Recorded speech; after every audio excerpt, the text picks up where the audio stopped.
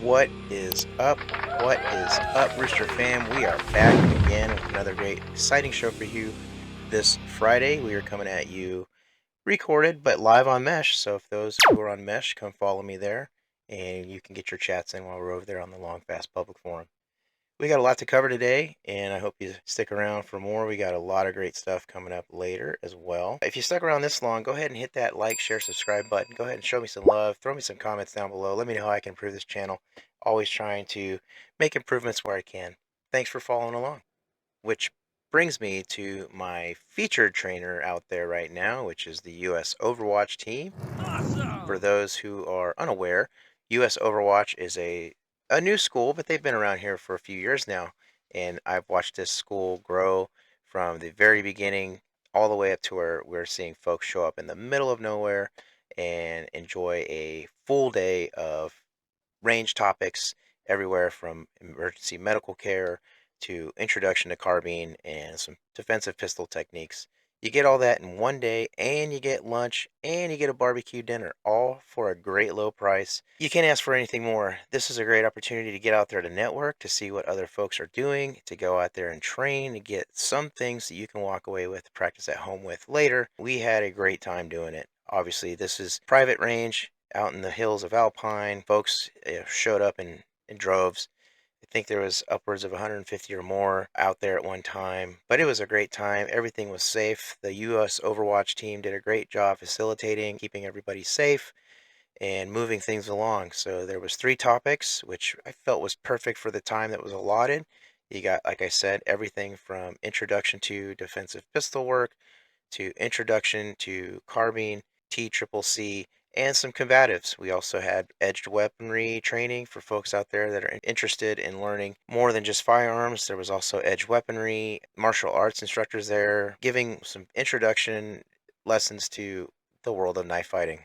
As we've already mentioned, we had emergency medical care or technical combat casualty care, or TCCC. That was taught by an active duty medical professional, I believe with the Navy. Exposed folks to common tools and common equipment you would find in an individual first aid kit or an IFAK.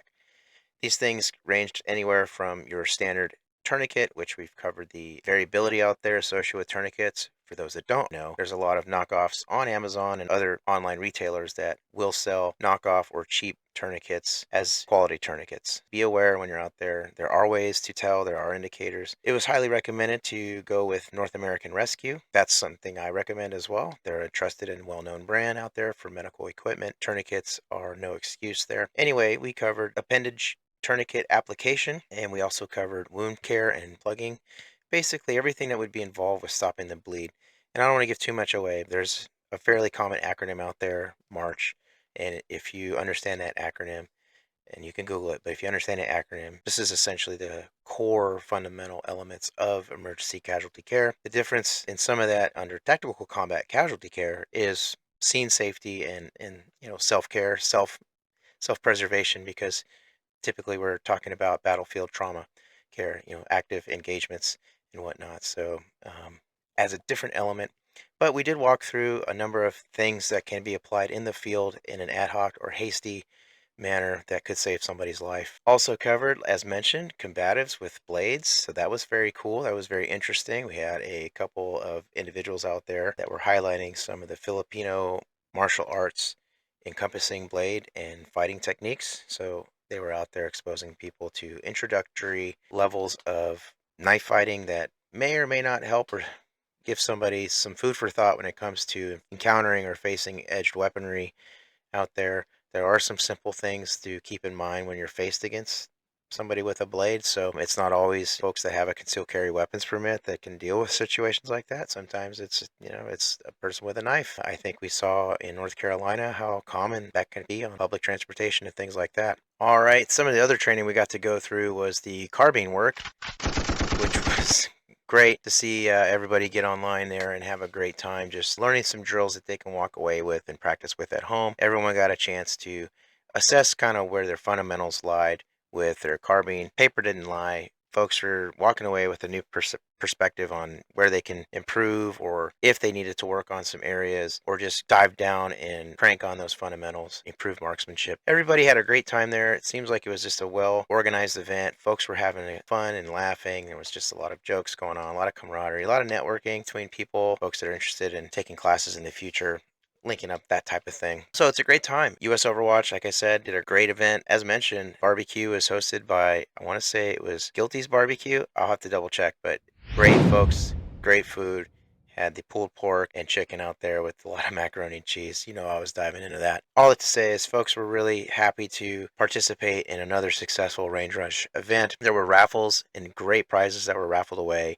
Not only was there a Noveski barrel raffled away, but West Coast Armor had donated a level 4 plate carrier, which was phenomenal. It had M81 camo, which is, as Blue would say, God's plaid. In this case, though, folks were getting away with tons of stuff that the event is offering for raffle prizes. Gator Eyewear had sponsored the event, so folks were getting new ballistic sunglasses. And it was just all around cool. So if you're interested in joining in on the next one, stay up to date here, or go to US Overwatch, find out when the next one's coming up, or go jump in a class, go network with like-minded, and come join us if there's another one out there next year. It's a great opportunity. And I didn't get any footage of it because I was actually on the line, but at the very end there's a fun mad minute where everybody's online just having a great time with whatever they brought, just kind of releasing all the tension that the week has built up for you. Anyway, so yeah, can't say enough good things about it.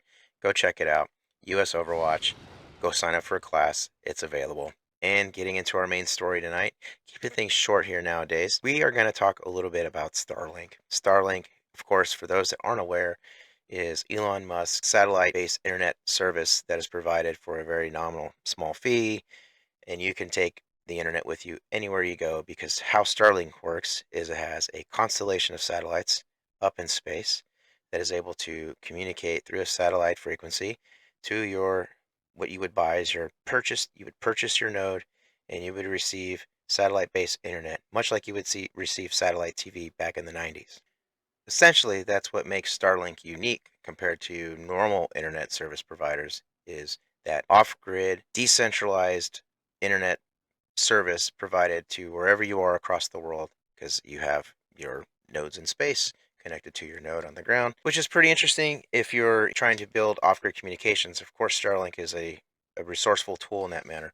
But we've discovered, or recently we've seen some vulnerabilities with Starlink. For those who are watching closely the Iranian demonstrations mid-January, saw that Iran had basically jammed Starlink in those areas in Tehran. And they were able to do so, which is actually was fairly easy to do, was GPS jamming.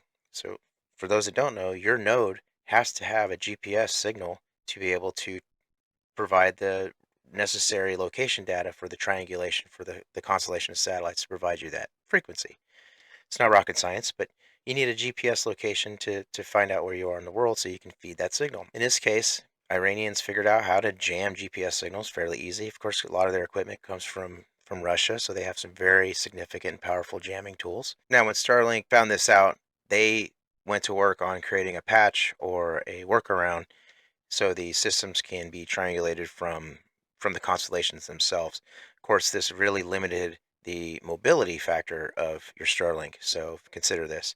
If your Starlink is jammed, there is software to provide it the frequency without the GPS signal. However, you got to be in one spot. Again, that's a vulnerability we see there if you're highly mobile and you're using your Starlink. The other thing that was discovered really was, really reduce the network. I think numbers were anywhere from like 30% to 80% connectivity in Tehran based on that jamming. What else is interesting to note here? So if you're looking at Starlink, as a tool, we're trying to assess the capabilities and limitations of that tool. Obviously, the capabilities are enormous and widely popular, which is why folks purchase Starlinks. The limitations, however, are they're susceptible to jamming, but also not very many people have a Starlink, at least not yet. It's still a subscription-based service. There is a barrier to getting into the equipment and a service. Obviously, the nodes themselves are anywhere between $300 and $700. So there's initial cost of entry. So that has reduced the number of Starlinks available in what could very well be a large network of Starlink for internet. So in a jamming scenario, you're relegated to the users that are out there that have a Starlink and hoping that they still have some connectivity. If there's a software patch available that can rebuild their stationary device, you can probably have some connectivity with Starlink. I bring this up because I want to highlight that though we have so many tools and new technologies that are evolving daily, which makes the world of radio so hard to keep track of and follow because it's always constantly evolving. This is no different. We see the capabilities of Starlink, but we also see its limitations in terms of battlefield use or austere environments that are non-permissive, things like this that come to mind. Limiting mobility is a huge factor, while also a huge susceptibility to GPS jamming is also a consideration. Now, where you don't find this problem in off-grid communications and long-range global communications is in HF radio. So for those practitioners out there of HF radio, you're obviously singing the praise of the value it provides, but they're right. HF radio is a decentralized system that doesn't require satellites. It only requires the electromagnetic spectrum. Right now with JSA call, FT8, and other digital protocols built in for digital applications, you essentially can create an off-grid Twitter sphere or X sphere, whatever we call it. But the idea is simple. You're able to pass messages across the electromagnetic spectrum to users in another location. There's no third-party connection. There's no susceptibility to GPS jamming. So things to keep in mind as we're building our communication preparations going forward. The other thing I'd like to throw out there is the mesh network. Obviously, it's Friday, so we have the mesh open right now. RoosterNet's open, but if you're not on RoosterNet, you can't get there, go ahead and shoot a Rooster out on Longfast. That's the public channel. Go ahead and give me a Rooster out there. Go ahead. What's up, Rooster? I'll check in with you there too, because I'm watching them both. Got them right here on my phone. Always watching the Meshtastic channels there, which is very, very simple to set up, folks. If you're not in on MeshNet, I highly encourage you to get there. The learning barrier is not as steep as you think. Working on some new dates for Intro to Off-Grid Communication, so stay tuned here to find out more when I'll be doing another class there. If you're really intimidated by the world of radio, we basically start you from 0 to 0, from 1 to 100 pretty quickly. We'll get you set up with the equipment you need and the basic skills you need to apply that technology to your preps. All right, folks, like I said, we're out there. We're on Mesh. We're on there right now. So go ahead, like I said, check in there. I'm on RoosterNet, or go ahead and throw me a Rooster out on Longfast. I'm out there right now. If you're not on Mesh, don't worry. Follow me on YouTube to go ahead and like, share, subscribe. As always, that's going to do it for me here, guys. I hope you had a great week. Enjoy the President's Day weekend holiday. It's going to be a great time out there. Some weather might be crazy, but I just want you guys to come back and join me next week. I got nothing else to say. Love ya.